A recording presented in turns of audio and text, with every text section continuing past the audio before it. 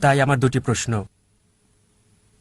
আল্লাহ সবকিছু জানেন, কেন তিনি সেরা গ্রন্থটি প্রথমেই দেননি প্রথম নবীকে, আর ঈশ্বর এত সময় নিলেন তার জ্ঞানের সেরাটা দিতে? আমার দ্বিতীয় প্রশ্ন, এটার সাথে সম্পর্কিত, যদিও পবিত্র কোরআন লেখা হয়েছে 1400 বছর আগে, আর মানুষ পৃথিবীতে বসবাস করছে হাজার হাজার বছর আগে, তাই কেন অতি দয়ালু আল্লাহ তাদের সেরা জ্ঞানটা দেন না যা আমাদের দিয়েছেন 1400 বছর আগে? ধন্যবাদ সবাইকে। ভাই, আপনি প্রশ্ন করলেন খুবই প্রাসঙ্গিক প্রশ্ন, দুটো প্রশ্ন, একটা হচ্ছে আরেকটার উত্তর। আপনি বললেন যে কেন আল্লাহ সুবহানাহু ওয়া তাআলা এই চূড়ান্ত বার্তা দিলেন 1400 বছর আগে, প্রথম মানুষ থেকে কেন দেননি? আর দ্বিতীয় অংশ একই প্রশ্নের উত্তর, যে 1400 বছর আগে যে লোকজন ছিল তাদের ব্যাপারে কি হবে? তারা কোরআন থেকে বঞ্চিত। আল্লাহ যদি অতি দয়ালু, অতি মহান, অতি ক্ষমাশীল হন, তাহলে 1400 বছর আগের লোকজন কি বঞ্চিত হয়নি? খুবই ভালো প্রশ্ন করেছেন।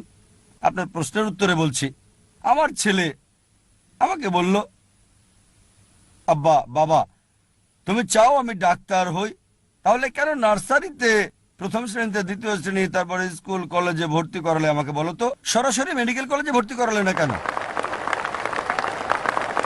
যদি আমার ছেলেকে ডাক্তার বানাতে চাই আমি, সরাসরি তাকে মেডিকেল কলেজে ভর্তি করাতে হবে না। প্রথমে তার জন্য ক্ষেত্র তৈরি করতে হবে। প্রথমে সে প্রি প্রাইমারি স্কুলে যাবে, তারপর স্কুলে যাবে, স্ট্যান্ডার্ড 1, এভাবে স্কুল পাস করবে, তারপর হাই স্কুলে যাবে, তারপর কলেজ যখন যোগ্যতা অর্জন করবে তখন মেডিকেল কলেজে যাবে সে। একইভাবে সর্বশক্তিমান আল্লাহ, যিনি অদৃশ্য জ্ঞানের মালিক, যার সকল কিছুর জ্ঞান আছে, মানব জাতির ব্যাপারে যিনি জানেন, তাই এটা বলা হয়েছে পবিত্র কোরআনে সূরা রাদ অধ্যায় নম্বর 13 আয়াত নম্বর 38। আল্লাহ বলেন, লিকুল্লি আজলিন কিতাব, কিতাব দেওয়া হয়েছে প্রত্যেক যুগে, প্রত্যেক সময়ে। কোরআনে 4টার নাম বলা হয়েছে, তাওরাত, জাবুর, ইনজিল এবং কোরআন। অনেক কিতাব নাজিল করা হয়েছে। প্রথম কিতাব নাজিল করেছেন কারণ সর্বশক্তিমান আল্লাহ জানতেন যে মানব জাতির আরো উন্নতি করতে হবে। যদি সেই সময় কোরআন নাজিল করতেন, সেই প্রথম সময়ে আমাদের আদি পিতা আদম আলাইহিস সালামের সময়, তিনি জানেন যে মানুষ এটা বহন করতে পারবে না। এ কারণে যে কিতাব কোরআনের আগে এসেছে, মানে ইনজিল, এখন হলো বাইবেল, যদিও আমরা বাইবেলকে ইনজিল বলে মনে করি না, তবে বাইবেলের কিছু অংশ হয়তো ঈশ্বরের বাণী। এটা বলা হয়েছে বাইবেলে গসপেল অফ জন অধ্যায় নম্বর 16 অনুচ্ছেদ 12 থেকে 14। যিশু আলাইহিসসালাম বলছেন, আমার অনেক কিছু বলার আছে, এখন তোমরা তা সহ্য করতে পারবে না। যখন সত্যের আত্মা আসবে, সে তোমাদের সত্যের পথ দেখাবে, তোমাদের আশার পথ দেখাবে, আমাকে সম্মানিত করবে। তা যিশু আলাইহিসসালাম জানতেন। তারপরও তিনি বলেছেন, তোমরা তা সহ্য করতে পারবে না, এজন্যই সর্বশেষ এবং চূড়ান্ত নবী আসবে, সে তোমাদের আশার পথ দেখাবে। এভাবে সর্বশক্তিমান আল্লাহ ভালোভাবেই জানতেন কোন সময়টা সর্বশেষ ও চূড়ান্ত বার্তা কোরআন নাজিলের উপযুক্ত সময়, আর সেটা ছিল 1400 বছর আগে। এবার আপনার দ্বিতীয় প্রশ্নে আসি, কোরআনের আগের লোকজনের কি হবে? তাদের ব্যাপারে বলি, আমার ছেলে যদি ক্লাস 1-এ পড়ে, তাকে মেডিকেল কলেজের প্রশ্নপত্র দেওয়া হবে না, ক্লাস 1-এর প্রশ্নই তাকে দেওয়া হবে।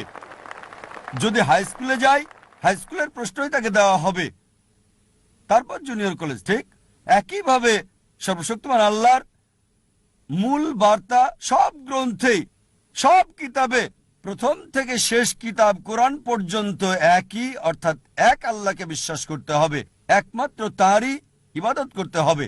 তাই সব নবীগণ, প্রথম নবী আদম আলাইহিস সালাম থেকে শুরু করে, তারপর নূহ, ইব্রাহিম, মুসা, ঈসা, মুহাম্মদ সাল্লাল্লাহু আলাইহি সাল্লাম, সবার মূল কথা একই, আল্লাহ সুবহানাহু ওয়া তাআলার একত্ববাদ, তাওহীদ সম্পর্কে। আর এই আল্লাহর একত্ববাদ, তাওহীদ নিয়ে ইনশাআল্লাহ আমি বিস্তারিত আলোচনা করব এই কনফারেন্সের শেষ দিনে, শেষ রবিবারে, 20 জানুয়ারি ইনশাআল্লাহ। আশা করি উত্তরটা পেয়েছেন। ধন্যবাদ। from the chapter 9 verse number 5, that iman is the negligence of salah.